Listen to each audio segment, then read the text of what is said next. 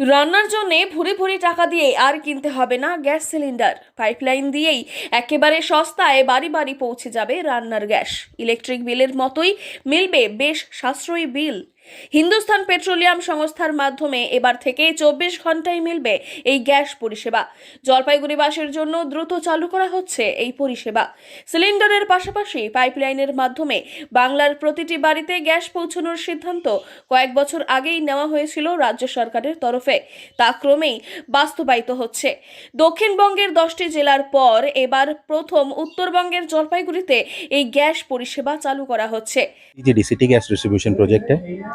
इसमें हम जलपाईगुड़ी डिस्ट्रिक्ट में घर घर में गैस पाइपलाइन डाल के घर में गैस पहुंचाएंगे। ये गैस सबसे सेफ है। अभी जो एलपीजी सिलेंडर जो यूज़ करते हैं उसका जो डिसएडवांटेजेस है उससे ये बेटर रहेगा आपके, जैसे कि आपको बुकिंग नहीं करना पड़ेगा बार बार। हमेशा जैसे नल खोल के जैसे इलेक्ट्रिसिटी का होता है वैसा मीटर लगा के गैस देंगे, और ये बहुत कम प्रेशर में रहता है एलपीजी से। और ये है कि ये गैस लाइटर देन एयर होता है, इसलिए ये काफ़ी सेफ होता है। और एलपीजी से ये सस्ता भी पड़ेगा और बहुत सुविधा होने वाला है। পাহাড়পুর গ্রাম পঞ্চায়েত এলাকায় প্রথম এই পরিষেবা চালু হচ্ছে। পাহাড়পুর গ্রাম পঞ্চায়েতের পাতকাটা সহ বিভিন্ন এলাকায় পাইপলাইনের মাধ্যমে ঘরে ঘরে মিটার বসানো হচ্ছে। পরবর্তীতে জলপাইগুড়ি শহর সহ দার্জিলিং ও উত্তর দিনাজপুর জেলাতেও চালু করা হবে ঘরে ঘরে গ্যাস পরিষেবা।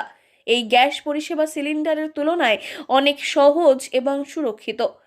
ট্যাঙ্কির এখন প্রয়োজন নাই, পাইপলাইনে গ্যাস হবে বাড়ি বাড়িতে। আমাদের পাড়াতে মোটামুটি বলছে প্রথম শুরু হবে, মাস দুয়েকের মধ্যে কানেকশন দিবে। আমাদের পাড়ায় সবাই নিচ্ছে লাইন, আমরাও নিয়েছি, দেখা যাক কি হয়। আমরা শুনছি বাইরে বাইরে অনেক জায়গায় নাকি এই জিনিসটা আছে। আশা করি হলে পরে খারাপ হবে না। এই যে গ্যাস সিলিন্ডার বাস্ট ফাস্ট হয় এইসব ভয়ে থাকবে না, খারাপ হবে না। এখন দাম কত পড়বে, কষ্ট কত, সেটা একটা ব্যাপার আছে, আমরা এখনো জানি না। পাইপলাইনের মাধ্যমে আসা গ্যাস অনেক বেশি সাশ্রয়ী হবে বলেই মনে করা হচ্ছে।